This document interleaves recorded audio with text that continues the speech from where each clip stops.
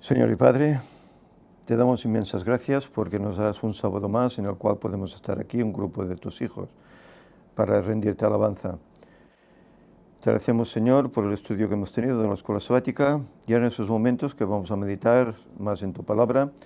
Te rogamos, Señor, que tu Espíritu esté aquí para que Él, en principio, esté conmigo para decir las palabras correctas, edificantes, y para que cada uno podamos entender lo que tú quieres decirnos en este tu libro que es el Apocalipsis. Señor, que tu paz quede con nosotros y ayúdanos a abrir nuestro entendimiento para comprender. En nombre de Jesús te lo pedimos. Amén. Bien, hermanos, pues buenos días a todos los pocos presentes que estamos hoy. Sabemos cómo tenemos ausencias, ya que Víctor y Fanny han viajado a México para continuar con la labor del Señor allá, en esas tierras. Dios mediante, el próximo fin de semana, si Dios quiere, el próximo sábado estarán ya nuevamente con nosotros. Y bien, toca en esos momentos pues continuar con el tema que iniciamos la semana pasada, aprovechando que Víctor no está, pues no es por aprovechar porque Víctor no está, sino que ya dijimos que íbamos a comenzar este estudio del Apocalipsis, un libro para mí fascinante. Son libros de estos que lees y relees y nunca te hartas, y siempre aprendes, siempre sacas cosas nuevas.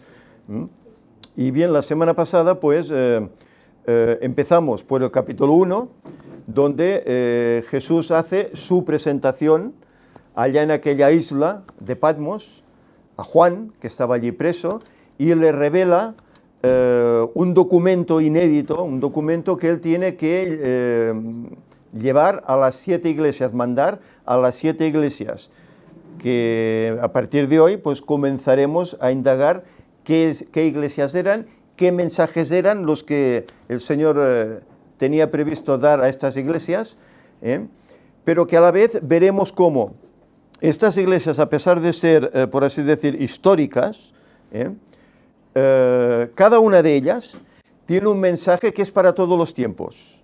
No solo es un mensaje para la iglesia de la cual se habla, no sé, por ejemplo, empezaremos por Éfeso, ¿no? Pero el mensaje de Éfeso no solo es para Éfeso y punto, sino que el mensaje de Éfeso también es para las iglesias que vendrían después. Es decir, para la iglesia de Dios, que en definitiva es para todos los tiempos, puesto que las 7 son una sola iglesia, pero en 7 diferentes periodos de la historia de la humanidad, desde los apóstoles hasta la venida de Cristo. Y eso hay que tenerlo en cuenta. Por eso el mensaje que se da a esa primera, que era de los tiempos apostólicos, pues es un mensaje que nos sirve también a nosotros, porque es también para nosotros, para los que hemos llegado a los fines de los tiempos. En este caso nosotros estaríamos en la iglesia de Laodicea, que es la última, no hay más. Pero ya llegaremos en la próxima predicación a ella. De momento hoy vamos a estudiar el capítulo 2 de Apocalipsis, que nos habla de 4 de estas iglesias. Y luego en el capítulo 3 nos hablará de las otras 3 restantes que nos quedarán.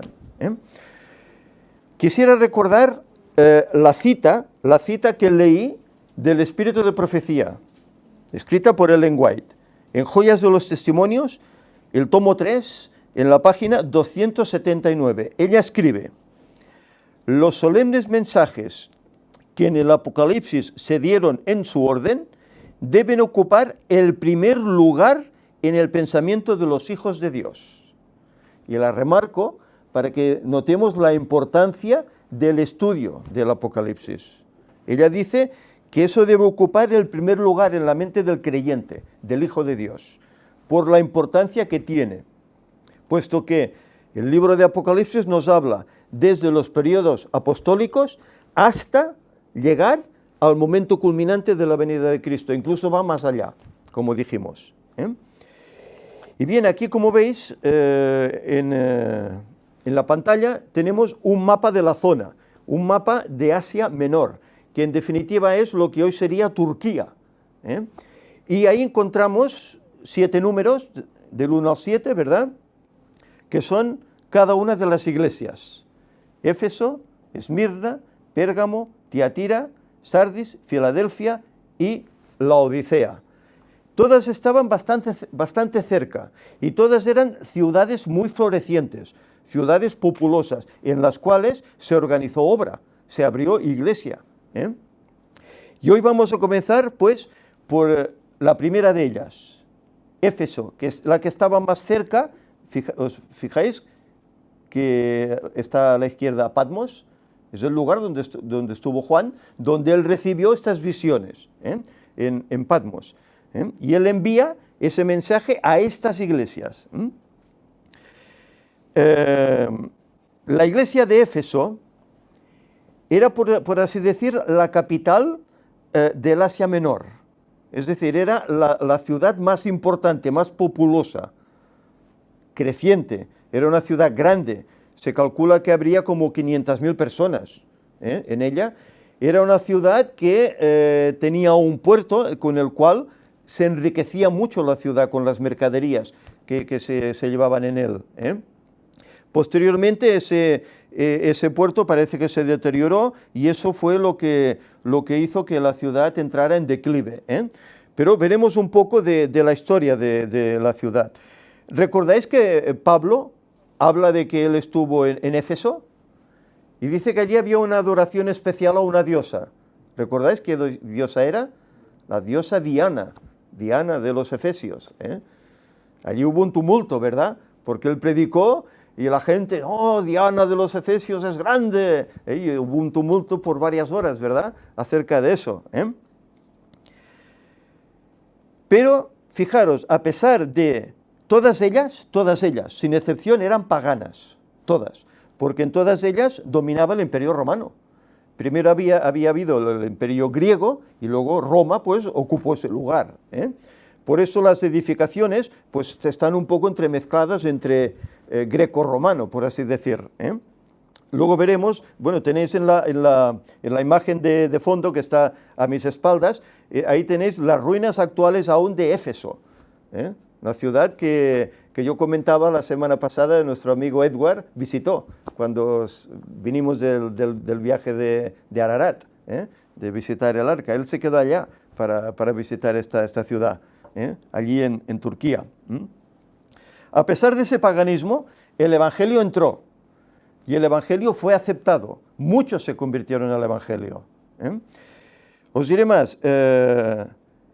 La datación que se da a cada periodo de la Iglesia de Dios a través del tiempo, se dice que Éfeso, pues se podría datar desde el año 31, la época de la muerte de Cristo, cuando los apóstoles comienzan el ministerio, hasta más o menos el año 100, 96, 100, que es cuando Juan recibe esa visión. Entraría en estas fechas. No son cálculos precisos. No es como la profecía, pues de, por ejemplo, 2300 años, que es exacta, ¿no? Que nace en un año determinado y concluye en otro año determinado. No, esto son fechas que cada historiador pues da unas fechas más, menos, pero más o menos todos van por ahí. Es decir, que esta se centraría entre el año 31 al 100 aproximadamente. Si leemos los pasajes, vamos a leer capítulo 2 de Apocalipsis, lo concerniente a Éfeso. Dice en el versículo 1 hasta el 7, escribe al ángel de la iglesia en Éfeso, el que tiene las 7 estrellas en su diestra, el que anda en medio de los 7 candeleros de oro, dice esto, yo conozco tus obras, y tu arduo trabajo y paciencia, y que no puedes soportar a los malos, y has probado a los que se dicen ser apóstoles, y no lo son, y los has hallado mentirosos. Y has sufrido, y has tenido paciencia, y has trabajado arduamente por amor a mi nombre, y no has desmayado. Pero tengo contra ti que has dejado tu primer amor. Recuerda, por tanto, de dónde has caído, y arrepiéntete, y haz las primeras obras, pues si no, vendré pronto a ti, y quitaré tu candelero de su lugar, si no te hubieras arrepentido. Pero tienes esto, que aborreces las obras de los nicolaitas, las cuales yo también aborrezco. El que tiene oído, oiga lo que el Espíritu dice a las iglesias. Al que venciere, le daré a comer del árbol de la vida, el cual está en medio del paraíso de Dios. Aquí tenemos el primer mensaje, a la primera de las iglesias, Éfeso. Y claro, hay aquí pues diferentes connotaciones que tenemos que indagar de qué es de lo que se trata. En primer lugar, fijaros, Cristo, que se ha presentado en el capítulo 1 como teniendo 7 estrellas en la mano, ¿verdad? Andando entre medio de los 7 candeleros, que ya vimos como los candeleros que eran. ¿Os recordáis que eran los candeleros? 7 candeleros, eran las 7 iglesias, ¿verdad? Y Cristo andando en medio de ellas, es decir, vigilándolas, protegiéndolas, ¿verdad? Estando con ellas. Habla aquí de que Él conoce las obras de cada una de ellas. ¿Por qué? Porque es Dios. Y Él sabe exactamente cómo son los corazones de las personas. Y Él sabe que estos fieles, pues al principio eran muy sinceros y andaban en ese primer amor. Y se movían por estar unidos, por ganar almas para Cristo. Lo hacían así. Pero dice de ellos en el versículo 2, dice, conozco tus obras y tu arduo trabajo y paciencia, y que no puedes soportar a los malos, y has probado a los que se dicen ser apóstoles y no lo son, y los has hallado mentirosos.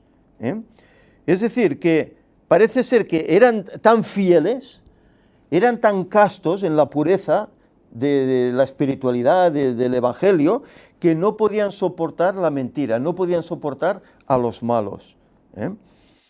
Es decir, eso quiere decir que no soportaban el pecado, aborrecían el pecado. ¿Cristo qué es lo que aborrece de este mundo? El pecado, ¿verdad?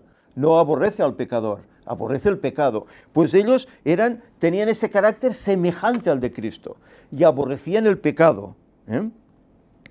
También aborrecían a los falsos apóstoles, puesto que se levantaron. Pablo mismo escribe que el misterio de iniquidad ya se ha levantado entre nosotros. Él lo escribe.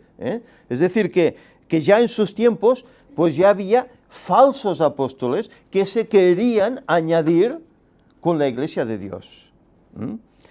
Rechazaban las herejías. No estaban de acuerdo. Y cuando alguien venía con una doctrina nueva, pagana, ellos lo denunciaban, le hacían frente, la rechazaban. Porque querían mantener la fe íntegra, tal como se le había enseñado el Señor. Ellos veían en esas personas a lobos rapaces, a anticristos, que querían destruir el rebaño. Y ya estaban prevenidos, porque Cristo les decía que esto ocurriría.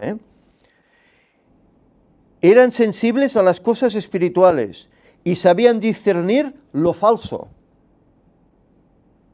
¿Nosotros sabemos discernir lo falso? Cuando hoy la mentira está tan bien disfrazada, a veces cuesta discernir lo falso.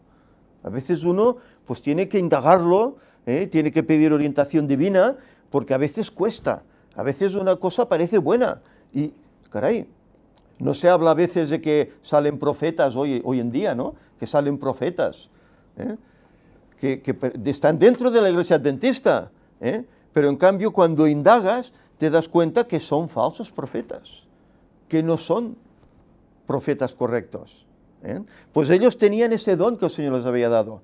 Sabían indagar y sabían ver dónde estaba la falsedad. Se introdujeron en esa época gnósticos. ¿Qué es el gnosticismo? Gnosticismo tiene algo que ver también con misticismo, ¿verdad? Con fábulas humanas, ¿verdad? Con tendencias, doctrinas humanas, filosofías humanas que se querían introducir en la iglesia, y ellos a eso querían hacer frente. Dice que por causa de estas cosas, de hacer frente a estas cosas, sufrieron persecución, nos habla aquí, y que lo hicieron con paciencia. Y esa persecución fue por parte de judíos y de gentiles fanáticos, que formaban parte de estos gnósticos, que eran gente no convertida, que quería hacer la doctrina a su manera. Quería hacer la doctrina a su manera y querían cambiar cosas, porque ellos creían que era mejor así. Y como los cristianos no aceptaban, pues estas gentes se levantaron contra ellos y fueron perseguidos por ese motivo.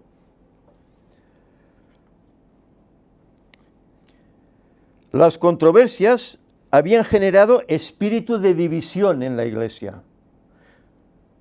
Por eso no es de extrañar que el Señor les diga: tengo contra ti que has dejado, ¿el qué? Tu primer amor. Porque todo eso que estaba entrando hizo división en el cuerpo, que es la iglesia, hizo división. Y entre ellos parece ser que había dudas, no se aclaraban bien. ¿Y sabéis cuándo sobre todo pasó esto? Cuando comenzaron a morir los apóstoles, que eran testigos directos de Cristo. Habían estado con Él, habían oído de Él directamente. Pues cuando estos comenzaron a faltar, la iglesia comenzó a deteriorarse, a perder ese primer amor. ¿Nos fijamos qué significa esto? ¿Por qué dice que el modelo es Cristo? Y tenemos que fijarnos solo en Cristo. Porque cuando te fijas en un ser humano, ¿qué pasa? Que ese ser humano puede ser, puede estar errado, puede estar equivocado, ¿verdad? Y si te fijas en él y ves entonces un error en él, ¿qué pasa con tu fe? Con esa esperanza que tienes en esa persona. Se va al traste. Se va al traste. Por eso el modelo tiene que ser Cristo. Claro, ellos miraban a los apóstoles, se fijaban en los apóstoles, y cuando los apóstoles faltaron porque por edad o por martirio perecieron, pues entonces se quedaban solos, no tenían dónde acogerse. Y es porque perdieron ese blanco. ¿El blanco es quién? El Maestro, Cristo. Eso produjo una pérdida espiritual. Pero dice la Escritura que se arrepintieron de ello. Y que incluso dice que aborrecieron las obras de los nicolaitas, que estos nicolaitas, bueno, de ellos se dice que si eran, que se habían salido de un diácono. ¿Recordáis que la iglesia escogió a 7 diáconos? El último de ellos se llamaba Nicolás, el séptimo. Y se dice que si estos habían salido de Nicolás. Pero claro, tenían unas ideas pues gnósticas, misticismas, filosóficas, que esto posiblemente Nicolás no se las transmitió. Fue una herejía. Seguramente salieron de otro movimiento. De todas maneras, fue un movimiento que duró poco. Duró unos pocos años y luego desapareció. Pero en principio hacían daño, porque sabéis, ellos decían que las obras de la carne no afectaban a la pureza del alma, y por lo tanto tú podías adulterar, podías fornicar, podías comer cosas sacrificadas a los ídolos, no pasa nada, serás salvo igualmente. Es decir, disfrazaban, ¿verdad?, el error, no pasa nada, es igual, tú aunque lo practiques no pasa nada, al final todos salvos. Y eso es una tendencia que aún hoy existe. ¿Tú crees en Cristo? Es igual, tú crees en Cristo, aunque no guardes todas las cosas, tú crees, salvo, siempre salvo ya. Y no es así, es un error que viene, fijaros, de 2000 años atrás. Fijaros, por eso decimos que el mensaje a las iglesias hoy también tiene su reflejo, en la vida que vivimos. Pero aquí que el Señor dice, bienaventurado, dice, el que tiene oído, dice, oiga lo que el Espíritu dice a las iglesias. Ya hablamos de lo que es oír, ¿verdad? ¿Oír qué es? Aceptar aquello que se te está diciendo y moldearlo a tu vida, para que ella cambie y se adapte a ese mensaje. Esto es el oír la palabra de Dios en la vida del creyente. Y al vencedor dice que se le promete restauración en el Edén celestial. Y que comerá, dice, ¿de qué? Del árbol de la vida. Luego veremos al final estas promesas que hay a estas 4 primeras iglesias de las cuales hablaremos hoy. Dice que te daré a comer del árbol de la vida que está en el paraíso de Dios. Sabemos cómo el Edén, según nos dice Ellen White, fue trasladado al cielo. Y allí está el árbol de la vida. Ella lo vio en visión, estando en espíritu en el lugar. Dice que vio un árbol que tenía 2 troncos, uno a cada lado del río, de ese río de la vida. Y vio que era como un puente, ¿no? que estaba afincado en los 2 márgenes del río, el árbol de la vida. Pues de ese dice que estos, la iglesia de Éfeso fieles, finalmente comerán de ese árbol. Pero el mensaje solo es para ellos. ¿No promete el Señor que todos los fieles comerán para crecer en estatura, en inteligencia, ¿verdad? Hasta que lleguemos a la plenitud de Cristo, de Adán, etcétera? Pues todos, no solo para ellos, es para todos, ¿verdad? Vamos adelante. Yo hago un poco de resumen, ¿verdad? Porque si realmente tenemos que entrar en todos los detalles, podríamos estar mucho tiempo. La segunda iglesia, Esmirna, nos dice el pasaje, versículo 8. Escribe al ángel de la iglesia en Esmirna, el primero y el postrero, el que estuvo muerto y vivió, dice esto: yo conozco tus obras, y tu tribulación, y tu pobreza, pero tú eres rico, y la blasfemia de los que se dicen ser judíos y no lo son, sino sinagoga de Satanás. No temas en nada lo que vas a padecer. He aquí el diablo echará a algunos de vosotros en la cárcel, para que seáis probados, y tendréis tribulación por 10 días. Sé fiel hasta la muerte, y yo te daré la corona de la vida. El que tiene oído, oiga lo que el Espíritu dice a las iglesias. El que venciere no sufrirá daño de la segunda muerte. Es interesante notar, cómo el mensaje final es distinto que al que se da a Éfeso. Esmirna. ¿En qué fechas podríamos datar el periodo de esa iglesia? Pues desde el año más o menos 100, cuando terminó Éfeso, hasta más o menos el 323, la época de un emperador romano. Si no recuerdo mal, se llamaba Constantino. Pues más o menos hasta esos años. Fijaros que es una iglesia que no tiene palabras de condenación. No se la condena. No se la condena. Esmirna dice que es una palabra que puede significar mirón. Mirón parece ser que es una especie de ungüento para embalsamar a los muertos. También dice que puede ser mirra. Mirra, que mirra es un perfume, ¿no? A Cristo se le entregó mirra cuando nació, ¿verdad? Por parte de los magos. Ese sería el significado, ¿verdad? Es decir, que es una iglesia que tenía que, por así decir, ungir, perfumar, llenar de buen olor, ¿verdad? El ambiente, sobre todo los creyentes, ¿no? Con el Evangelio. El versículo 9 se nos habla acerca de que tendría tribulación y pobreza. Es decir, la tribulación, ¿qué quería decir? Pues que en ella nacerían las persecuciones, comenzarían las persecuciones. Hablamos del año 100, más o menos, de nuestra era, pero serían persecuciones intermitentes por parte del Imperio Romano. Entre ellos, emperadores como Trajano, como Adriano, como Decio, Marco Aurelio, del cual pues tal vez hemos oído hablar más, ¿no? Valeriano, etcétera. Ellos cada X tiempo pues levantaban persecución contra los cristianos. Era tiempo de mártires. Fueron fieles incluso hasta la muerte, no temían. Aunque muchos se les quitó la vida, no temían. No era una iglesia próspera como Éfeso, pero espiritualmente dice el texto que eran ricos. Conocían la verdad, la vivían. Aquí es cuando comenzaron a los cristianos a ser echados al foso, a los leones, a los circos romanos, etc. En esta época. Por eso había mártires. Se habla de algunos que se dice ser judíos, pero no lo son. Es decir, algunos que pretendían servir a Dios, pero realmente servían al enemigo, al diablo. y eran acusadores y calumniadores también de los hermanos. Las sinagogas eran fuente de persecución contra los cristianos. ¿Qué les pasó a los discípulos? ¿Os acordáis?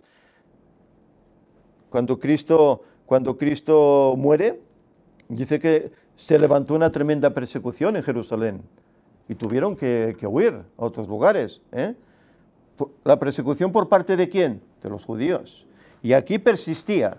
Los judíos estaban en contra de eso que ellos llamaban el camino. Estaban en contra y los perseguían, y los denunciaban al imperio para que los tomasen y les quitasen la vida. Pero hay aquí una promesa en el versículo 10. No temas nada, es decir, no tengas ningún temor, porque el Señor que anda por entre medio de los candeleros vigila a su iglesia. Sabían que como a otros cristianos les tocaría sufrir persecución, pero Cristo los consuela con no tener temor. Si mueres a causa de Cristo, el galardón está garantizado. Y eso es lo que les dotaba de esperanza, de valentía. Se dice que muchos de ellos eran devorados en los circos romanos y cantaban himnos mientras eran devorados.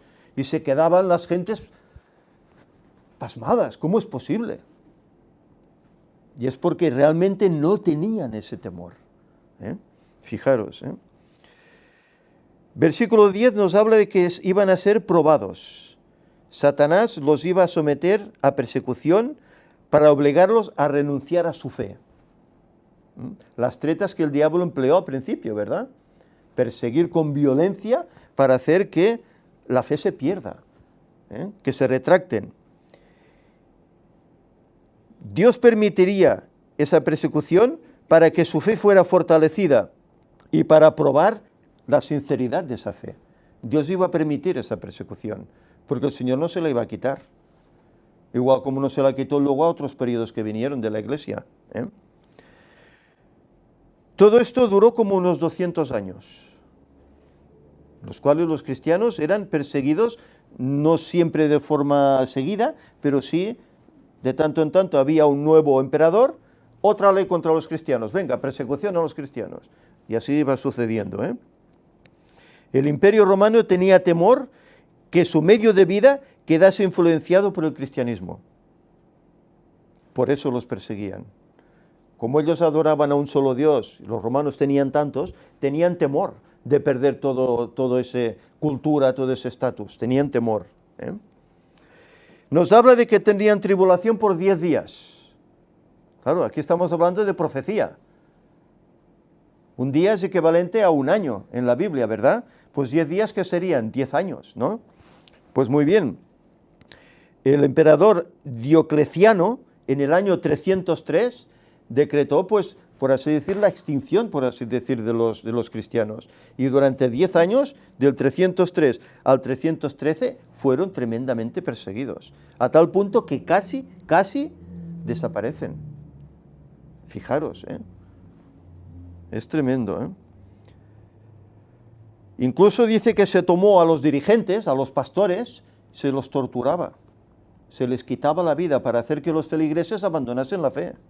Fijaros, todo esto son las prácticas que se empleaban en aquellos tiempos. Pero sabéis, esas prácticas ya estaban siendo llevadas por Roma. En el año 313, cuando concluyeron esos 10 años de persecución, Constantino elaboró un decreto que concedía plena libertad a los cristianos y a sus prácticas, porque él se convirtió al cristianismo. Y entonces dio libertad para que los cristianos pues, pudieran seguir haciendo sus prácticas, momentáneamente, lógicamente. Y la promesa que se encuentra aquí es que no recibirían daño en la segunda muerte. ¿Cuál es la segunda muerte? Es después del milenio, ¿verdad? Cuando todos los malvados, diablos, sus ángeles, serán lanzados ¿dónde? Al lago de fuego y azufre, y allí desaparecerán para no existir nunca más. Pues la promesa es que no vas a recibir esa segunda muerte. Por lo tanto, ¿qué va a recibir? La vida, ¿no? La vida. Vamos adelante. Iglesia de Pérgamo. No, luego veremos esto. Luego ya cambiaremos al final. Pérgamo, el versículo 12 al 17 nos dice: y escribe al ángel de la iglesia en Pérgamo, el que tiene la espada aguda de 2 filos, dice esto: yo conozco tus obras y donde moras, donde está el trono de Satanás, pero retienes mi nombre y no has negado mi fe, ni aun en los días en que Antipas, mi testigo, fiel, fue muerto entre vosotros donde mora Satanás. Pero tengo unas pocas cosas contra ti, que tienes ahí a los que retienen la doctrina de Balaam, que enseñaba a Balac a poner tropiezo ante los hijos de Israel, a comer de cosas sacrificadas a los ídolos y a cometer fornicación. También tienes a los que retienen la doctrina de los nicolaitas también, como en la iglesia de Esmirna, al que yo aborrezco. Por tanto, arrepiéntete, pues si no, vendré a ti pronto y pelearé contra ellos con la espada de mi boca. El que tiene oído, oiga lo que el Espíritu dice a las iglesias. Al que venciere, daré a comer del maná escondido, y le daré una piedra blanca, y en la piedrecita escrito un nombre nuevo, el cual ninguno conoce, sino aquel que lo recibe. Top secret, Es un nombre secreto, que hasta que no sea dado, no se sabrá, ¿Qué periodo ocupa la iglesia de Pérgamo? Pues si la otra concluyó en el 323, pues esta nace ahí. 323 más o menos hasta el 538, una fecha importante, 538, muy importante. Éfeso significa altura, elevación. Perdón, Pérgamo. El versículo 12 nos habla acerca de una espada de 2 filos, que hemos estado hablando en la escuela sabática, ¿verdad? La espada de 2 filos. La espada de 2 filos que hemos hablado antes es aquella espada que es la palabra de Dios que penetra, ¿verdad?, adentro, hasta las entrañas, discierne todo, las intenciones del corazón de la persona, ¿verdad?, y la moldea para que sea digna, para Cristo, ¿verdad? Pero esta no significa esto, sino que esta espada es como una herramienta de castigo. Es una herramienta de ejecución que sale de la boca de Cristo. Vamos a leer Hebreos 4:12. Hebreos capítulo 4, versículo 12. Y aquí veremos el primer significado. Dice, porque la palabra de Dios es viva y eficaz, y más cortante que toda espada de 2 filos, que penetra hasta partir el alma y el espíritu, las coyunturas y los tuétanos, y discierne los pensamientos y las intenciones del corazón. Aquí representa la palabra de Dios, ¿no?, que entra en el corazón humano y cambia a las personas. Pero vamos a leer ahora Apocalipsis 19, versículo 15. Y fijaros, ¿qué dice aquí? Aquí está hablando acerca del jinete del caballo blanco, que es Cristo. Y dice, de su boca sale una espada aguda para herir con ella las naciones. Y él la regirá con vara de hierro, y él pisa el lagar del vino del furor y la ira del Dios Todopoderoso. ¿Os fijáis el significado de aquí que tiene la espada de 2 filos? No es la que convierte corazones, es la que castiga a aquel que no ha obedecido, que no ha aceptado. Y eso es un castigo que vendrá posteriormente, después, cuando Cristo regrese, ¿verdad? Es la misma con 2 efectos. Bueno, tiene El que acepte y el que no acepte. Tiene 2 connotaciones, sí, por así decir, tiene estas 2. Se habla aquí que en medio de esta iglesia está la silla de Satanás. Dice que en Pérgamo, en el año 29 a.C., se instauró el culto al emperador y se denominó al emperador Dios. Y claro, la gente tenía que adorarle como tal. ¿Qué pasaba? Los cristianos no querían, porque ellos solo podían adorar al Dios del cielo, no a un Dios terrenal. ¿No os suena de algo que hay un imperio hoy que también dice que necesita recibir adoración por parte de todos? Necesita adoración y requiere adoración. que cuando alguna jerarquía de la tierra, de algún país, va a visitarle, se rinde a sus pies, le besa la mano, va vestido de negro porque él va de blanco. ¿Habéis fijado estas cosas? Mirad de dónde viene. Año 29 antes de Cristo, Imperio Romano. Fijaros. Los cristianos fueron perseguidos por negarse a este culto, a adorar al emperador. Había en este lugar, en Pérgamo, había muchos centros de adoración paganos, es decir, la silla de Satanás. Eso era para Satanás, era eso un paraíso. En ese periodo de Pérgamo fue cuando el papado consolidó su posición como cabeza religiosa y política en Europa occidental. En el periodo de Pérgamo. Es cuando destruyó a todos aquellos pueblos arrianos que le estorbaban y quedó como líder. Era una combinación del papado de paganismo y cristianismo. Si miramos hoy, ese poder que se inició entonces, que hoy aún sigue y seguirá hasta el mismo momento del fin, tiene ese poder, ¿verdad? Y tiene una mezcla, ¿qué? De cristianismo, ¿con qué? Con paganismo. Antes hablábamos, ¿verdad? De la Virgen María y de Jesús, ¿verdad? Para ellos no es la Virgen María ni es Jesús, es Astarte, es Tamuz, ¿verdad? Ellos tienen esos conceptos que venían ya de Babilonia, la adoración que tienen al sol, ¿verdad? Todos esos rosetones que vemos, adoración al sol, ¿verdad? El cambio del día del Señor, el cambio del día de reposo. El Señor dice, soy Señor del sábado. Ellos no, el domingo, porque la Iglesia tiene poder para cambiar incluso ese día, ¿verdad? Y tienes que adorar en domingo. Y bueno, solo hace falta ver las conferencias que Víctor hace, ¿no? Acerca de los viajes que se está haciendo el Papa a diferentes países y cómo está trabajando el observar el qué, el guardar el qué, el domingo. Está moviendo en Chile y en Turquía y allí donde va, moviendo el domingo, ¿verdad? Solo tenemos que ver eso, es una mezcla, pero ¿eso es el camino del Señor? ¿Es el día del Señor? No, ha hecho una mezcla, ¿verdad? Se nos habla aquí de un siervo llamado Antipas, mi testigo fiel.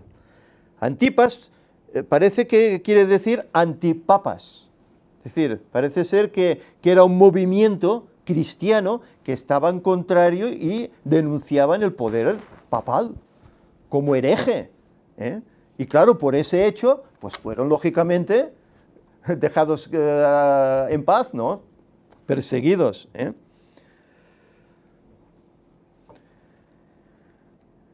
Dice también, versículo 14, que tiene la doctrina de Balaam. Hemos oído hablar de Balaam, ¿verdad? Yo hace un tiempo hice un sermón acerca de Balaam también. Había sido un profeta de Dios, pero ¿sabéis? Fue comprado por el rey Balac para maldecir a aquel pueblo que salió de Egipto, que estaba ordenadamente esparcido allá en el valle.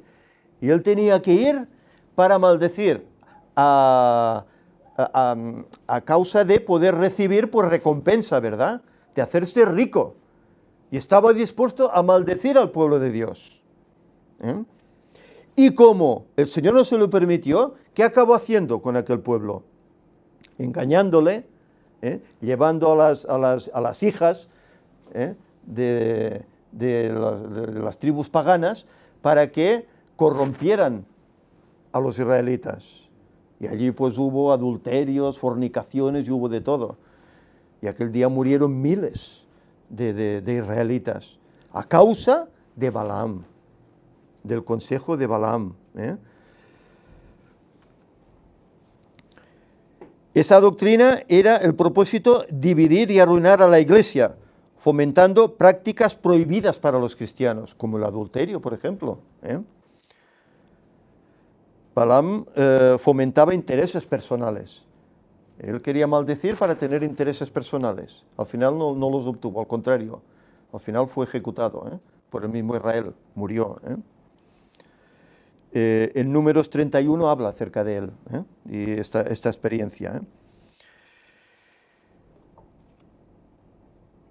Esas prácticas eran buscar unidad entre iglesia y Estado, entre la iglesia y el mundo. ¿Y hoy qué ha hecho este poder? ¿No es un poder que rige la política del mundo? Incluso es un Estado. No es solo un poder religioso, sino que es político. Es un Estado, ¿verdad? Y todo el mundo, ¿qué dice la Escritura? Todo el mundo en pos de la bestia, ¿verdad? Y todo el mundo escucha lo que él dice. Allá donde va, expectantes, ¿verdad? Millones de personas, dignatarios, todos detrás de él, obedeciendo a lo que dice. Y bueno, vemos lo que hay detrás. Laudato si, ¿verdad? El cambio climático, el domingo y tantas cosas, ¿verdad? Que hay detrás. Habla también de que la doctrina de los nicolaitas estaba también en esta iglesia.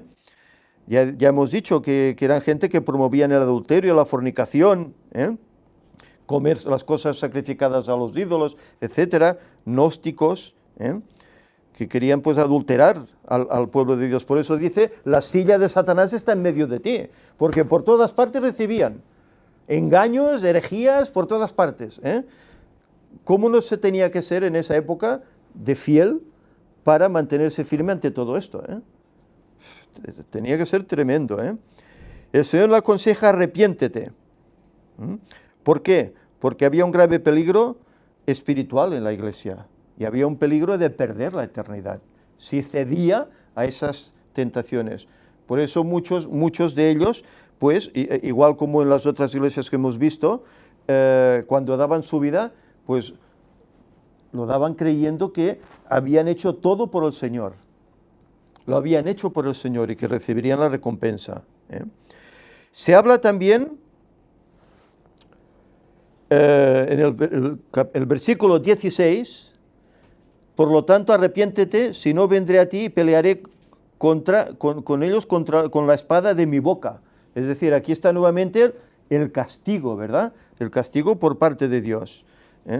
Esto es destacable porque, bueno, se dice que Dios es amor, y es verdad, Dios es amor, pero Dios también es justicia. Y cuando Él tiene que hacer justicia, hace justicia. Cuando Él ha permitido que un pueblo conozca el Evangelio y no ha querido, y se ha perturbado tanto como pasó en Sodoma y Gomorra, Él tiene que hacer justicia. Por eso en un momento determinado esa espada hará su trabajo, hará esa ejecución. Se le dice que comerá del maná escondido, ¿verdad? El maná, ¿os acordáis del maná, no?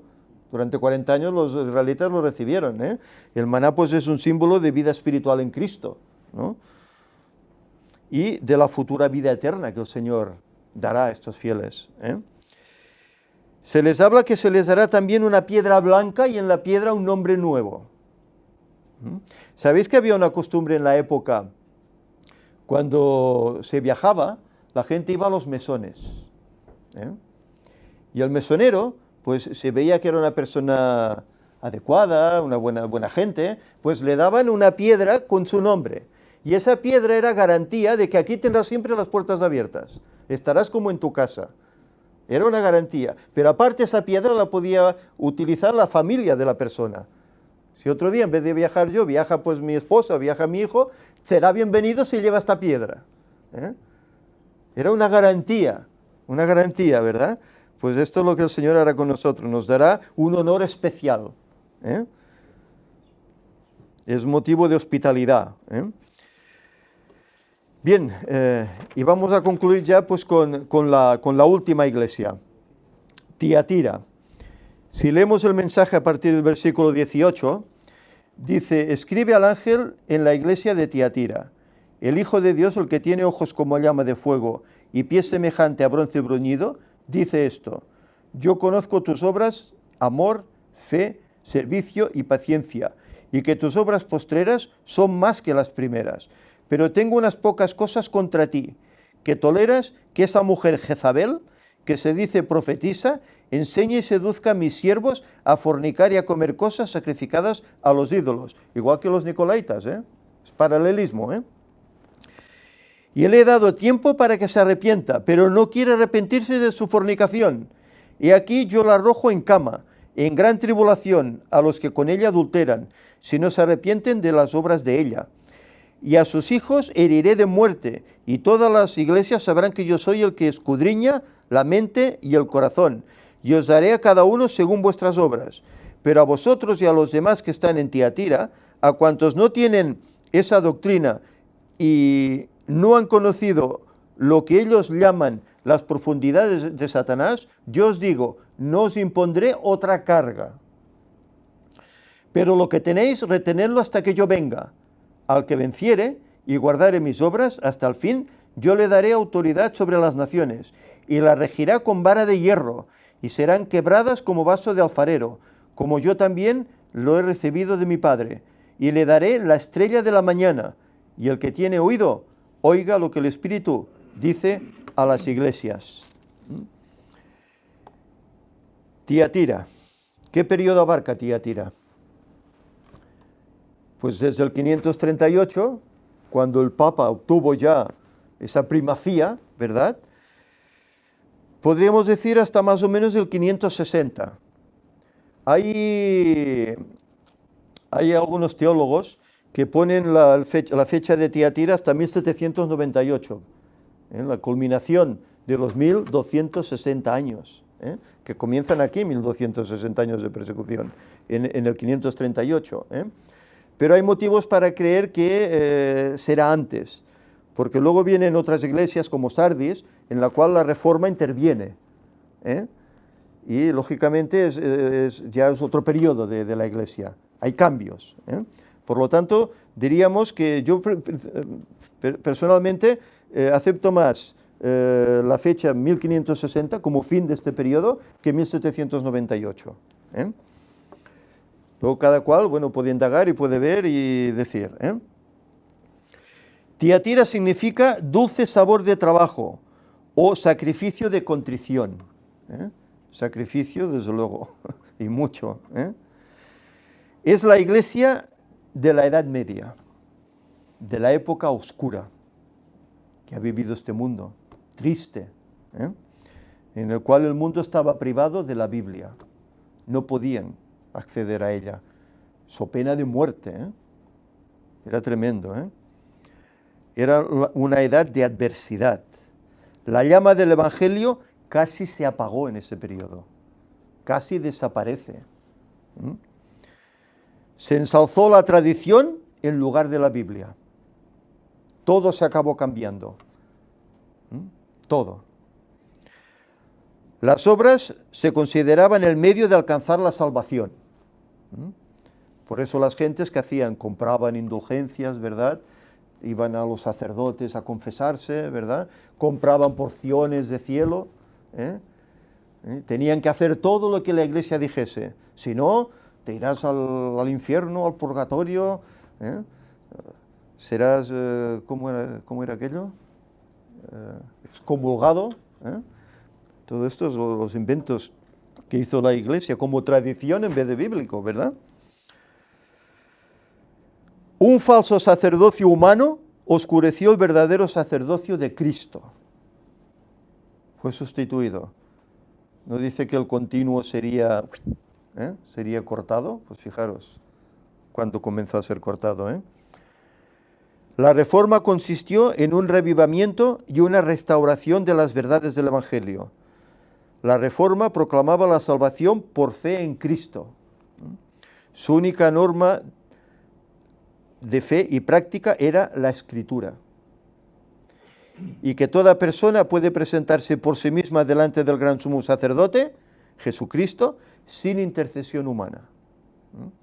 En cambio, este poder dice que no, que tienes que ir a un sacerdote, que es el único que puede interceder por ti. Cuando es pecador igual que tú, solo tenemos que ver las noticias. Pedofilia, pederastria, solo tenemos que ver. Pero pidiendo perdón todo se arregla, ¿verdad? Pero noticias así hay continuas. El Papa se ha encontrado en Chile con todo esto. Tremendo. Versículo 19, dice, yo conozco tus obras, amor, fe, servidumbre, paciencia, y que tus obras postreras son más que las primeras. Esas obras son amor, fidelidad, servicio y paciencia.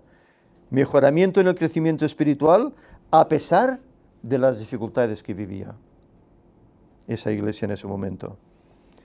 Versículo 20 dice que toleras a Jezabel. ¿Recordáis quién era Jezabel? Mujer del rey Acab, rey de Israel, pero que era pagana, que instauró pues el culto al dios Baal, ¿verdad? Por eso Elías tuvo que confrontarse con los Baales en el Monte Carmelo. Era una mujer que pervirtió totalmente la fe que el Señor había dado a los israelitas, la pervirtió totalmente. Pues esta Jezabel es analogía de este poder que hasta hoy ha llegado también, esta iglesia popular.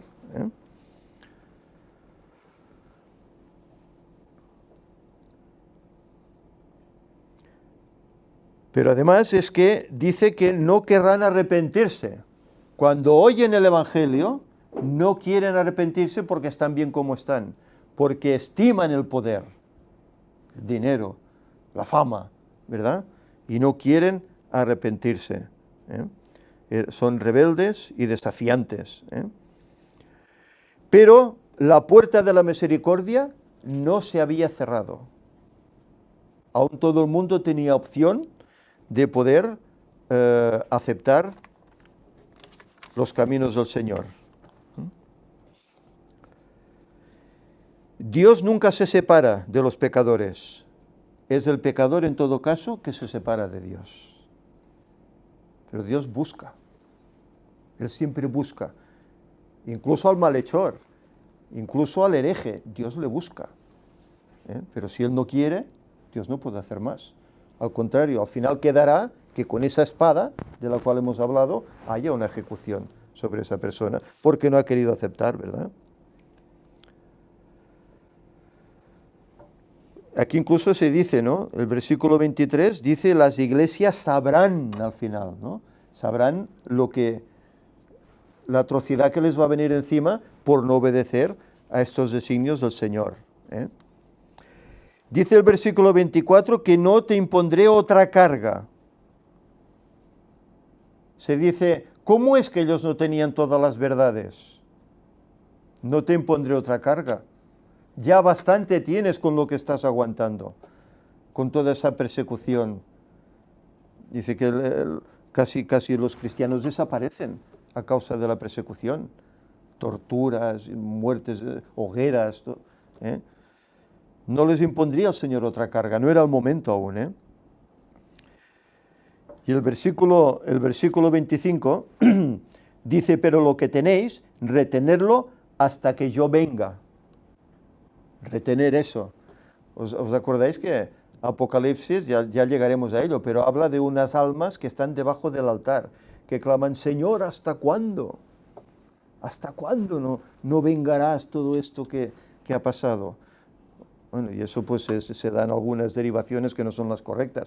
Es una simbología de aquellos que han ido al descanso martirizados, pero que esa sangre clama desde la tierra, como clamaba la sangre simbólicamente de Abel, ¿verdad? Ante las manos de Caín que le había quitado la vida. ¿Hasta cuándo, Señor? Y la respuesta es, hasta que el número se complete de los que van a ser mártires. Es decir, que aún quedan un número por completar de los que van a ser mártires. Aún este periodo afecta, ese periodo que hemos visto de Tiatira, aún afecta hoy en día. Porque ese poder aún está ahí. Y ese poder volverá a sacar leyes contrarias al pueblo de Dios.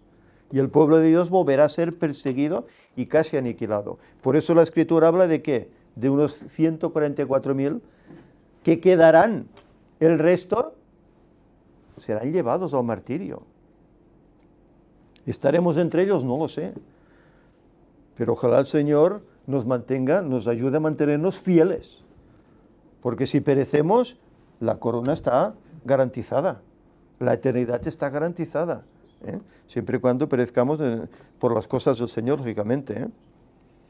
Hasta que yo venga, eso es la esperanza bienaventurada, que siempre ha sido el sostén del cristiano en todas las aflicciones que ha padecido.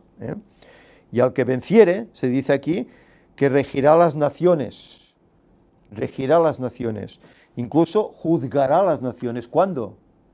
Durante el milenio, ¿verdad? No estaremos allí 1000 años juzgando a aquellos que nos han salvado, y allí habrá reyes, habrá sacerdotes, habrá papas, todo estará allá, y los juzgaremos, el por qué no se han salvado. Y termina, versículo 28, y le daré la estrella de la mañana. ¿Qué es la estrella de la mañana? Vamos a leer Apocalipsis 22, el último libro, el último capítulo, versículo 16. Dice, perdonad, yo Jesús he enviado mi ángel para daros testimonio de estas cosas en las iglesias. Yo soy la raíz y el linaje de David, la estrella resplandeciente de la mañana. La estrella de la mañana. Aquella estrella que hablaba Israel, ¿verdad? Saldrá estrella de Jacob, ¿verdad? La estrella resplandeciente de la mañana, Cristo mismo, les dará, Él mismo se dará a ellos. Pedro le da otro nombre. Si leemos segunda de Pedro, capítulo 1 y versículo 19, dice, segunda de Pedro 1, 19. Tenemos también la palabra profética más segura, a la cual hacéis bien en estar atentos como una antorcha que alumbra el lugar oscuro, hasta que el día esclarezca y el lucero de la mañana salga en vuestros corazones. ¿Quién es este lucero? Es esa estrella, Cristo, hasta que Cristo salga aquí. Y vivamos felices en este mundo a pesar de la aflicción. Que ahora estamos bien, ¿verdad? Y creemos que todo ha concluido, y que Cristo vendrá en esta condición. No, no. Sabemos, y lo veremos luego en el mensaje a la Odisea, veremos cómo esto no ha terminado. Cómo este poder volverá a resurgir otra vez esa labor de persecución. Me gustaría que podamos... ¿Puedes cambiar? Que no he preparado yo el aparato. Aquí vemos las promesas que se da a cada una de estas 4 iglesias que en primer lugar hemos estudiado. Aquí tenemos las ruinas de Éfeso. No lo veo muy bien. Dice, el que tiene oído, oiga lo que el Espíritu dice a las iglesias. Al que venza, le daré a comer del árbol de la vida, que está en el paraíso de Dios. Una promesa muy bella. ¿Me pasas la segunda, por favor? Mensaje a Esmirna. El que tiene oído otra vez, oiga lo que el Espíritu dice a las iglesias. El que venza no recibirá daño de la segunda muerte. Y eso son unas ruinas de la Esmirna, lo que queda de ella. No recibirá daño de la segunda muerte. Por lo tanto, será eterno, tendrá eternidad. ¿Me pasas la tercera, por favor? Pérgamo. El que tiene oído nuevamente, oiga lo que el Espíritu dice a las iglesias. Al que venza, le daré del maná escondido y una piedrecita blanca, y en ella escrito un nombre nuevo que no conocerá solo que el que la recibe. El maná escondido. Maná, la palabra de Dios, el pan de vida, que es Cristo. Se nos dará. Y un nombre nuevo. Ya no te llamarás Luis ni te llamarás Ana, tendrás un nombre nuevo, precioso, que el Señor nos dará a cada uno. Es tremendo. ¿Me pasas la siguiente, por favor? Tiatira, al que venciere y guardare mis obras hasta el fin, yo le daré autoridad sobre las naciones y la regirá con vara de hierro, y le daré la estrella de la mañana. El que tiene oído, oiga lo que el Espíritu dice a las iglesias. Oiga, porque esto es cierto. Esto es palabra de Dios y Dios no miente. Y estas son garantías que el Señor quiere otorgar a su pueblo. Desde los creyentes primeros hasta los últimos. Por lo tanto, no es bello. Yo sé que tal vez hoy ha sido un poco más espeso, ¿no? El tema que hemos tenido, porque habla acerca de historia, habla acerca de la problemática que la Iglesia ha padecido en este mundo a causa del diablo y esos poderes que el diablo ha levantado, pero es la realidad. Y es algo que tenemos que tomar, porque al igual que ellos lo padecieron, pero se mantuvieron fieles, nosotros hoy, en primer lugar, tenemos que mantenernos fieles, porque luego vendrá el padecimiento. Y tenemos que estar ahí, Si luego declinamos, volvemos atrás y aceptamos la doctrina de Balaam, de los Nicolaitas, etc., vamos a perder la eternidad. Todas esas recompensas que el Señor nos promete no las vamos a recibir. Por lo tanto, no vale la pena. Estamos a tan poco, no vale la pena continuar siendo fieles, aunque el Señor nos permita que tengamos que dar nuestra vida por Él. Vale la pena. Será un lapsus tan solo lo que tal vez podemos padecer, pero luego por delante va a haber una eternidad tremenda con Cristo, con nosotros. Que el Señor nos ayude. La próxima ocasión que tengamos, estudiaremos el capítulo 3. Las otras 3 iglesias son muy interesantes, para mí incluso más, muy interesantes por los mensajes que en ellas hay. Por lo tanto, que el Señor nos ayude a estudiar, incluso por nuestra cuenta, indagar qué significa todo, y que oigamos y tomemos para nosotros lo que el Señor nos dice en su palabra. Vamos a levantarnos y oramos.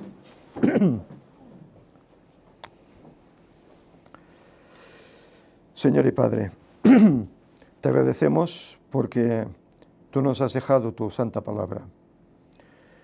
En ella vemos, y Juan lo vio, toda esa expectativa que la Iglesia va a recibir a través de los tiempos en estos 2000 años de historia que quedaba en este mundo. Sin duda alguna, él se sentiría dolido de ver cómo tu Iglesia sería así vilipendiada, castigada por el diablo. Pero la esperanza estaba en él como estaba en todos esos mártires que padecieron, que tú un día vendrías, los levantarías de esa tumba y les darías, Señor, la eternidad. Señor, ayúdanos para que nosotros que vivimos en estos últimos tiempos aprendamos de ellos. Todo lo que está escrito para nuestra enseñanza, que podamos aprender, lo pongamos en práctica en nuestras vidas, para que de esta forma nos mantengamos fieles a pesar de que puedan venir dificultades, porque sabiendo que si vencemos, tú nos darás esa corona de vida y podremos estar contigo por la eternidad. Señor, que eso nos mueva, que esa esperanza nos llene de gozo y de ganas de salir, de predicar el Evangelio, para que otros muchos puedan también vivir esa esperanza que nosotros tenemos. Perdónanos las muchas deficiencias, Señor, y ayúdanos a ser perfectos, si es tu voluntad. Despídenos con tu paz, tu bendición, y ayúdanos a guardar tu santo día. En nombre de Jesús te lo pedimos. Amén.